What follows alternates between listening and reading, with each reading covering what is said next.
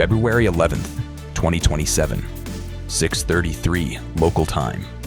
The northern Persian Gulf, approximately 52 nautical miles southeast of Kuwait City, and 38 nautical miles west of the Iranian-administered Farsi island.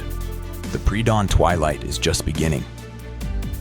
A thin orange line on the eastern horizon, the sky still dark enough overhead that stars remain visible at zenith.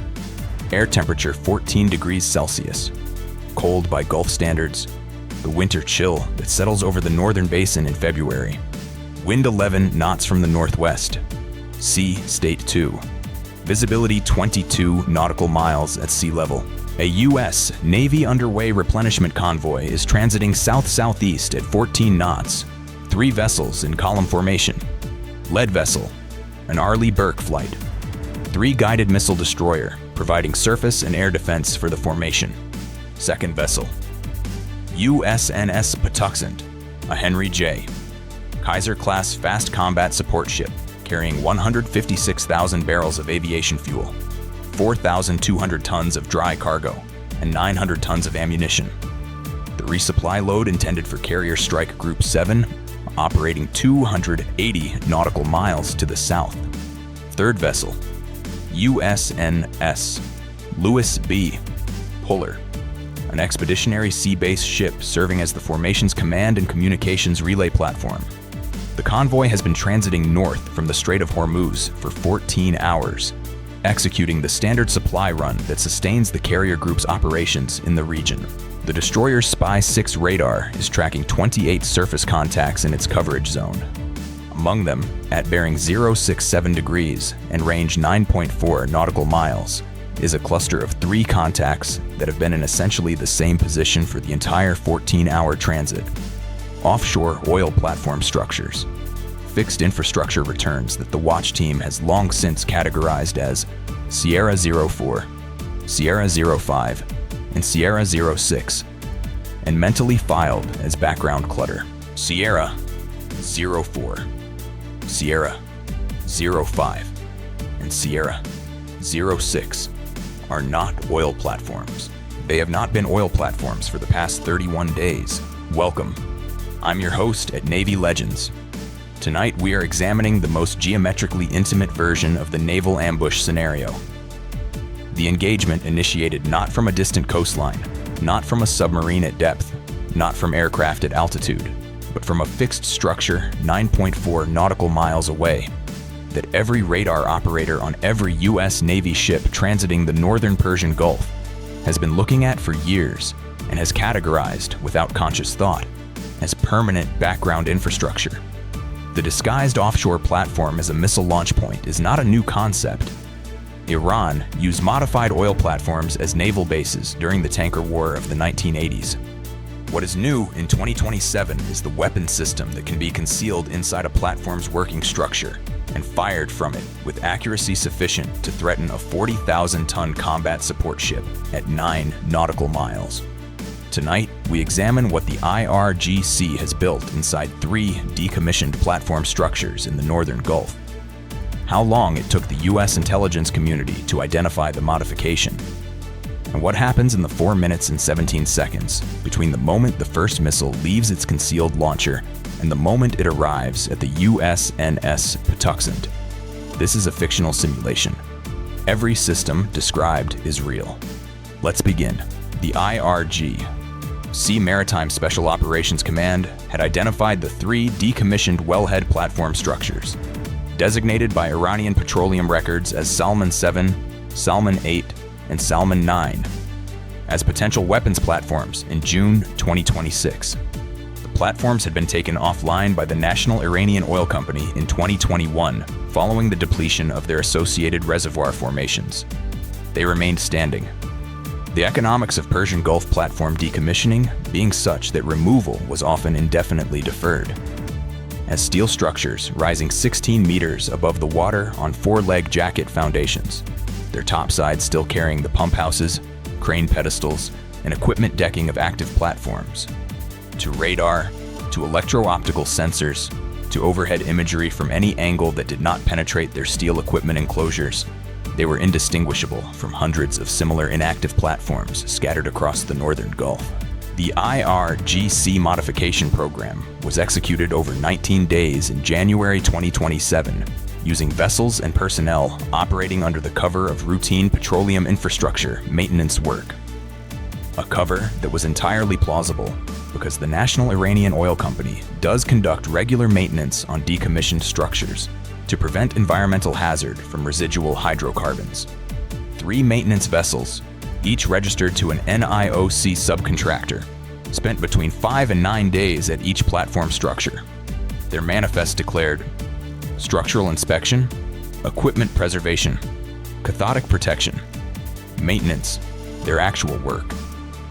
The installation on each platform of 2 Noor C-802A anti-ship cruise missile launchers, concealed within modified pump house enclosures, whose external dimensions and radar signature were identical to the original equipment. The Noor C-802A, Iran's domestically produced variant of the Chinese C-802, is a subsonic sea-skimming cruise missile with a range of 170 kilometers, a 165-kilogram semi-armor-piercing warhead, and a terminal guidance system using active radar homing. Its launcher assembly, when disassembled into shipping components, fits within the equipment enclosures of a standard Gulf wellhead platform pump house with clearance to spare. 6 launchers across 3 platforms. 12 Noor C-802A missiles, 2 per launcher, pre-loaded, targeting data pre-programmed with the GPS coordinates of the primary transit lane used by U.S. Navy logistics convoys, running between the Strait of Hormuz and the Kuwaiti Naval Support Facility at Shuaibah. The targeting solution was not dynamic. It did not require a real-time update from a separate sensor. The convoy route was a documented pattern, its waypoints consistent to within 2 nautical miles across the 22 previous transit cycles that IRGC surveillance had monitored. The missiles had been pre-programmed with the route's primary waypoint coordinates and a time-on-target calculation based on the convoy's standard 14-knot transit speed. The modification program had been detected by a National Geospatial Intelligence Agency analyst on February 6th, 5 days before the attack, when a routine review of overhead imagery from the Salman platform cluster showed a crane lifting what appeared to be a pump house enclosure section with dimensional inconsistencies compared to the enclosures present in imagery from 6 months earlier. The inconsistency was flagged as requiring follow-up imagery collection. The follow-up collection tasking was submitted on February 7th. The next available satellite pass over the Salman cluster with sufficient resolution was scheduled for February 13th. February 13th, 2 days after the attack, at 6:29, 4 minutes before our timestamp, an IRGC signals operator at a command facility on Farsi Island transmitted the firing authorization to all 3 platforms via an encrypted burst data link. The signal was received at 6:29 and 4 seconds. Each platform's launcher control system received the authorization and began its pre-launch sequence. Hydraulic actuators raising the launcher assemblies from their concealed horizontal positions within the pump house enclosures to their elevated firing angle of 15 degrees. A process requiring 24 seconds per launcher. At 6:29:28, all 6 launchers were elevated and locked at firing angle. At 6:29:31, the launcher control systems confirmed missile seeker activation.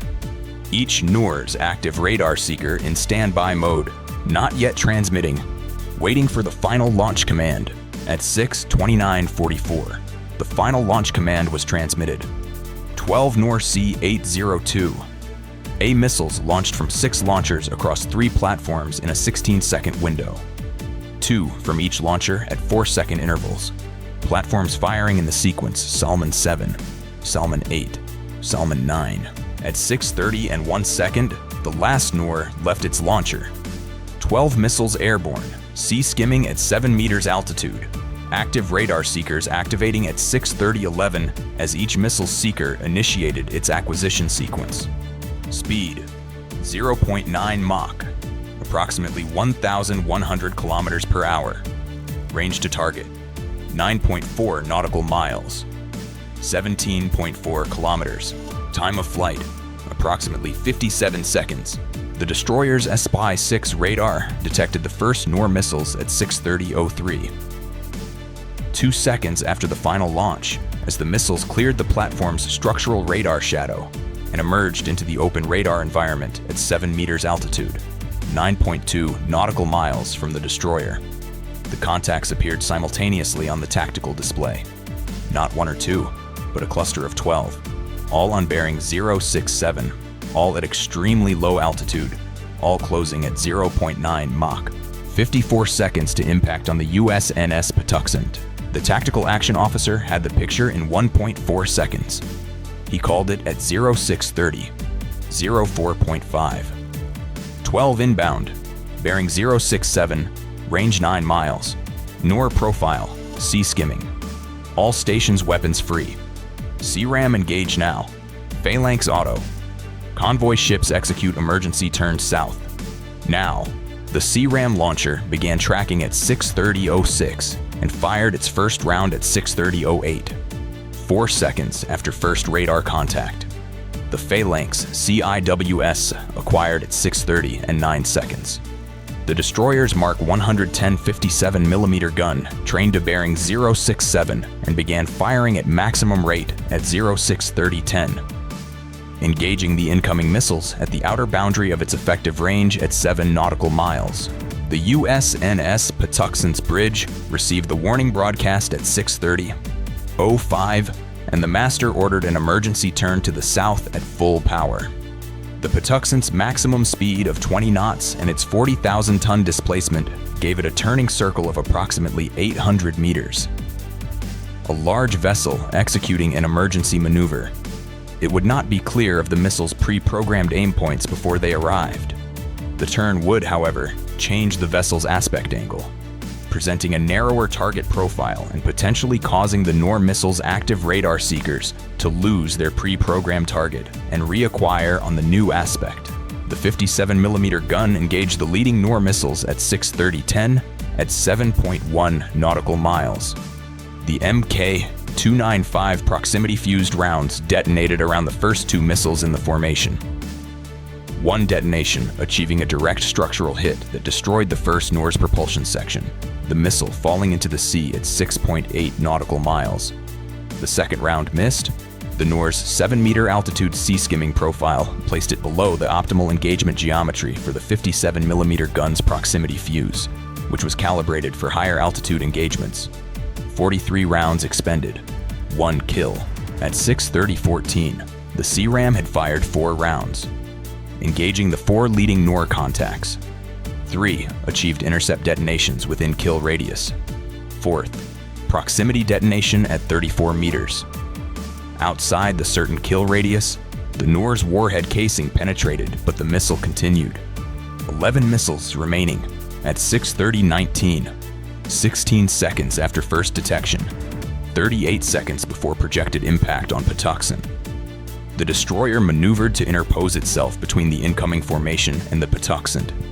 The commanding officer had made this decision at 6:30:07, the moment he recognized that the 12-missile salvo exceeded his SeaRAM and Phalanx engagement capacity in the time available. He ordered 28 knots and a turn to starboard, placing his ship 1,100 meters directly ahead of the Patuxent on the missile's inbound bearing. 11 missiles approaching. 8 were targeted on GPS coordinates corresponding to the Patuxent's pre-maneuvering position. 3 were targeting the USNS Lewis B. Puller, 1,800 meters astern of the Patuxent. At 6:30:22, the SeaRAM fired its remaining 17 rounds in rapid sequence, engaging 8 of the 11 remaining Noor contacts. 6 intercepts, 2 misses. Both Noor missiles, whose approach geometry had brought them through the SeaRAM's minimum engagement angle below the launcher's elevation limit. SeaRAM magazine, empty. 5 missiles remaining. Phalanx CIWS engaged at 6:30:24, acquiring at 1,800 meters, firing at 4,500 rounds per minute against 3 contacts that were converging on the destroyer's position. The destroyer was now directly in the path of the 8 Patuxent-targeted missiles and 3 Puller-targeted missiles. The Phalanx engaged the 3 closest contacts.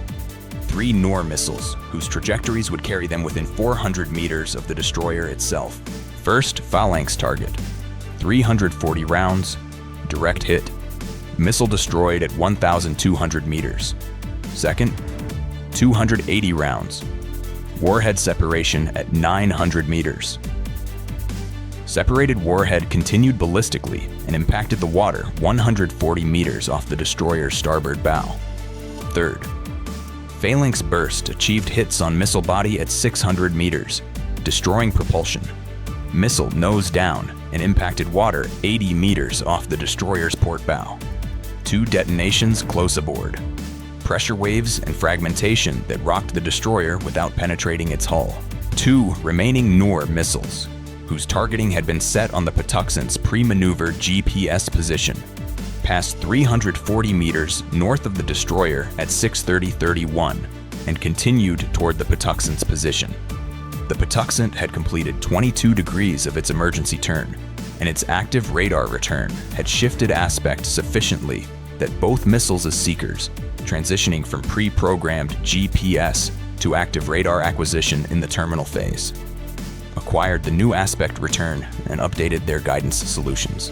Both missiles acquired the Patuxent at 6:30:33, 4 seconds before impact.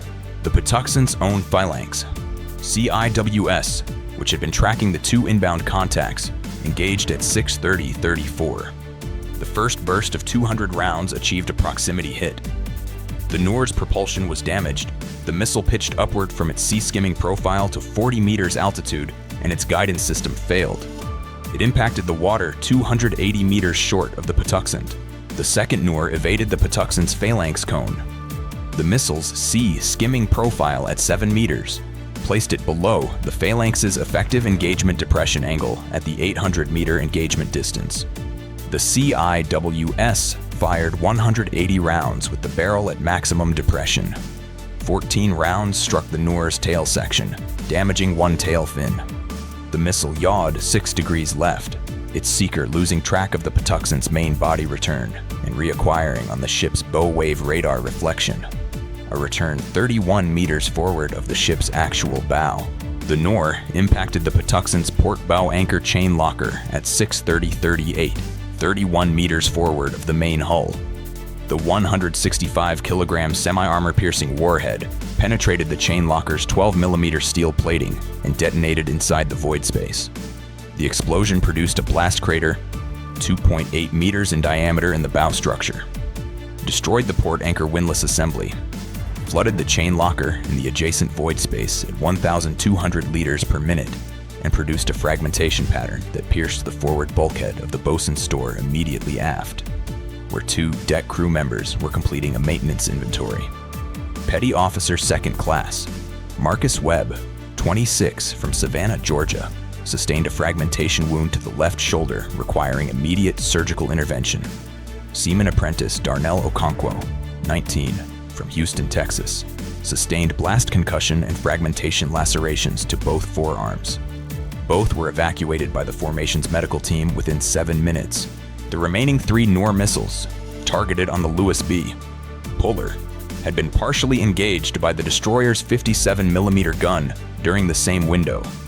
2 were neutralized by gunfire, and the third passed astern of the Puller after its GPS terminal waypoint placed it 180 meters behind the Puller's position. The ship had been accelerating throughout the engagement and was no longer at the coordinate where the missile expected to find it. The engagement ended at 6:30:41. 40 seconds after first radar contact, 12 missiles fired from 3 disguised platforms, 10 neutralized by SeaRAM, Phalanx, and 57mm gun, 1 destroyed by Patuxent's own Phalanx, 1 impacted the Patuxent's bow. The Patuxent's flooding was contained by the damage control team at 6:38 and 12 seconds. The chain locker was isolated, the adjacent void space sealed, and portable pumps were reducing water ingress to manageable levels within 8 minutes of the impact. The ship was structurally sound. The bow damage was serious, but not threatening to the hull's overall integrity. The 156,000 barrels of aviation fuel in the Patuxent's cargo tanks were undamaged and secured. The convoy continued south at reduced speed. the Patuxent making 14 knots on 3 of 4 main engines with the forward compartment isolated. It arrived at the carrier group's logistics rendezvous at 1944, and transfer operations commenced at 2000. The resupply mission was completed, delayed by 6 hours and 17 minutes from its scheduled completion time. The response authorization reached CENTCOM at 6:47, 17 minutes after the first missile impact. The response package had been developing since 6:30:05, the moment the first radar contact appeared. 4 FA-18E Super Hornets from the carrier operating 280 nautical miles to the south had launched at 6:34, vectored to the Salmon platform cluster by the destroyer's targeting data. They reached the area at 7:19 and executed AGM-84H slammer strikes against all 3 platforms beginning at 7:22. The structural damage to the 3 Salmon platforms from the slammer strikes was comprehensive. The pump house enclosures housing the launcher systems collapsed. The platform topsides were destroyed, and the jacket structure of Salmon 7 was damaged sufficiently to make the platform structurally unstable. All 6 launcher systems were assessed as destroyed. The 3 maintenance vessels that had installed the systems and that had departed the platform cluster 9 days earlier were not struck. They had returned to Iranian ports before the engagement, and their role was known from signals intelligence, but not yet legally actionable under the existing rules of engagement for non-combat vessels in port. The after-action review produced 5 findings of immediate operational significance. The first was the imagery follow-up gap. The NGA anomaly detection on February 6th had been accurate, but follow-up collection was scheduled for February 13th, a 7-day gap driven by satellite scheduling priorities.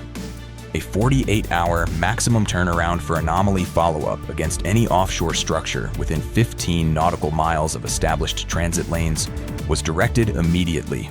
The second was the pre-programmed GPS targeting gap. The Noor missiles required no real-time targeting sensor.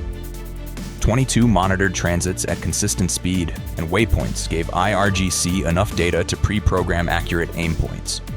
Route variation protocols, random waypoint offsets of 3 to 8 nautical miles, speed variations of plus or minus 3 knots, were directed for all Northern Gulf logistics convoys. The third was the Phalanx depression angle gap. 2 missiles exploited the system's limited depression below horizontal, constraining engagement of 7-meter altitude targets at close range. A modification, providing 3 additional degrees of depression, was directed for engineering evaluation. The fourth was the disguised platform surveillance gap. The 31-day modification ran undetected by any active collection system. Persistent above-water surveillance of all decommissioned platform structures within 20 nautical miles of transit corridors. Maritime patrol aircraft, plus autonomous surface vessel inspections at 14-day maximum intervals, was directed immediately. The fifth was convoy formation geometry. Placing the highest value vessel second in column had given it the least defensive coverage. A revised standard, placing the resupply ship at center of an echelon formation, destroyer between it and the primary threat bearing, was directed. This is the tactical evolution Navy Legends has documented across this entire series. The systematic exploitation of assumptions embedded in routine.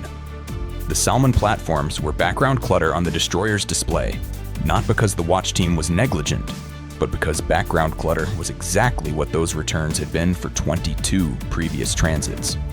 The IRGC had not created a new weapon. It had created a new location for a well-understood weapon. A location that convoy predictability had made targetable, and that the cognitive category of offshore infrastructure had made invisible. Petty Officer Webb's shoulder surgery at Landstuhl was assessed as fully successful.